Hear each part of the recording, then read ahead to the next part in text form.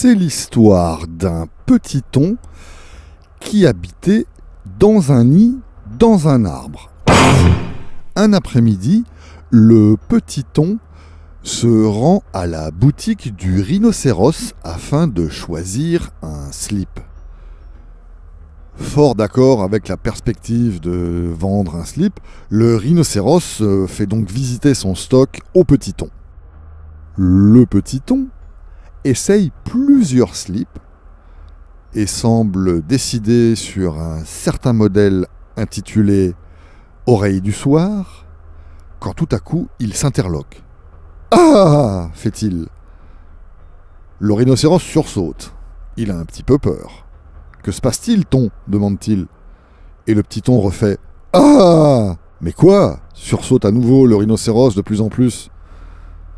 Et le petit thon déclare, solennel, « C'est la fin du monde! Je vois des petites boules! C'est la fin du monde !» Et tout le monde dans le magasin commence à s'affoler, même un lion fait caca dans les chemises, et tout le monde sort en criant « C'est la fin du monde! C'est la fin du monde !» Et le petit thon décide bien sûr donc de prendre tout de suite le train pour aller avertir les autres gens.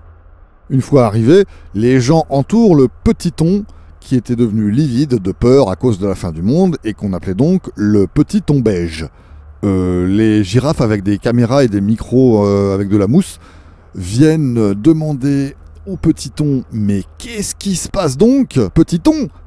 Et le petit thon répète « Je vois des petites boules, c'est la fin du monde, je vois des petites boules !» Les girafes ont un petit peu peur aussi, comme le rhinocéros, mais même plus maintenant. Elles se mettent à courir dans tous les sens avec leurs grandes guiboles de connasses et poussent des petits cris très aigus qu'il n'est pas possible de reproduire ici.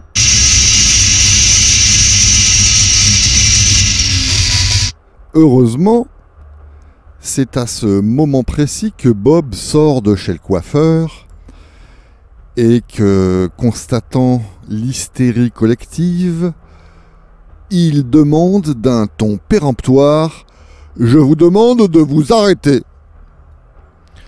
Ensuite, d'un ton un petit peu plus gentil, il dit « Ne vous inquiétez pas, ce n'est pas la fin du monde. Je vais vous expliquer.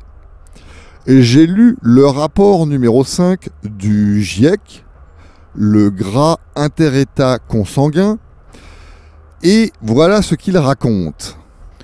Premièrement, pour des raisons, il faut limiter, ce serait bien, la concentration de CO2 dans l'atmosphère à environ 430 à 480 parties par million.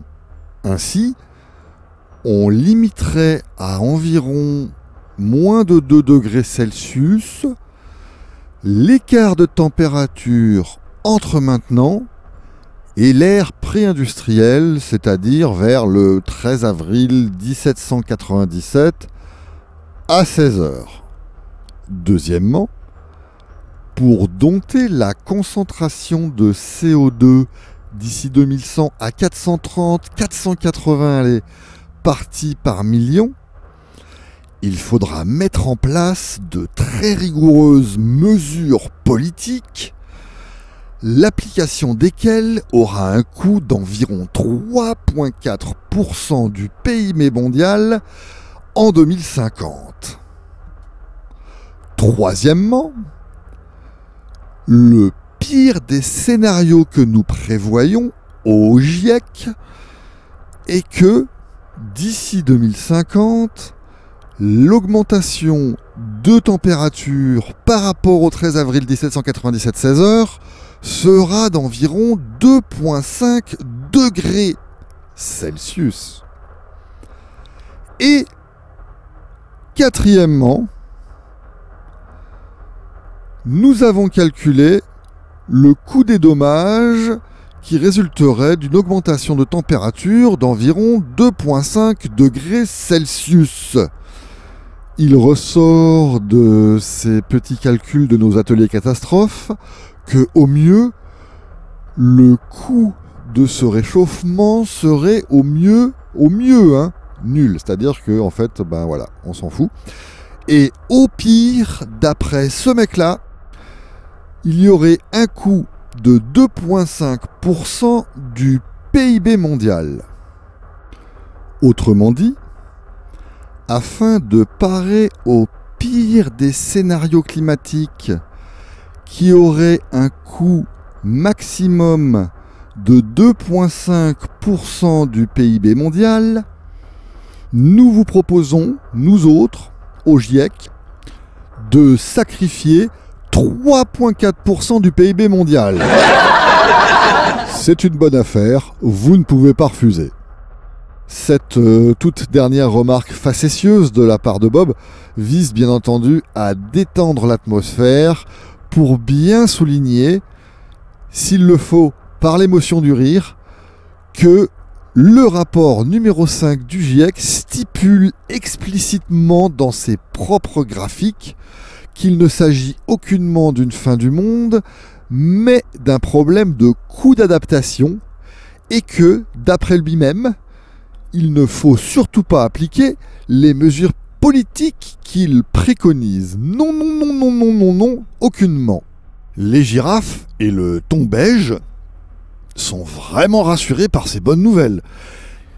Ils remercient grassement Bob de leur avoir expliqué tout cela, et chacun remonte en rigolant dans son avion et son bateau pour aller boire des coups très très loin et chanter à tue-tête. C'est une fin heureuse et c'est pas souvent que ça arrive, alors ça mérite d'être souligné.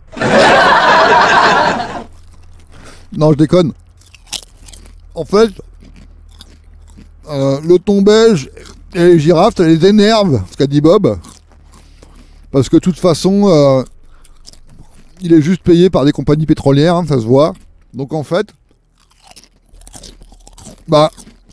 prennent un couteau et le décapitent.